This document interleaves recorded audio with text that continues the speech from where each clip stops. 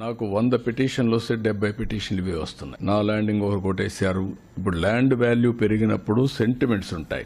దానికి యాడెడ్గా ఎప్పుడైతే ల్యాండ్ అంతా కూడా వేరే వీళ్ళు వెస్టర్న్ ఇంట్రెస్ట్ పెట్టి బ్లాక్మెయిల్ పెట్టి 22A పెట్టడం మొదలు పెట్టారో కాంప్లికేట్ అయిపోయింది. ఆల్ ఇష్యూస్ 1 year మనం కంట్రోల్ చేయగలుగుతున్నాం. Some of the issues 1 year అయిన తర్వాత కూడా there is a problem because it is a huge extent. Number 1. Number 2, మళ్ళీ సర్వే చేస్తే తప్ప పర్ఫెక్షన్ రాదు. అదే మరి రెగ్యులరైజేషన్ కూడా GO number 30 is a very serious issue. మీరంతా తిరిగి అలసిపోతున్నారు. చాలామంది ఎన్నో సంవత్సరాల నుంచి ఉన్నారు. అన్అబ్జెక్షనబుల్ ల్యాండ్స్ అన్ని రెగ్యులరైజ్ చేసేద్దాం.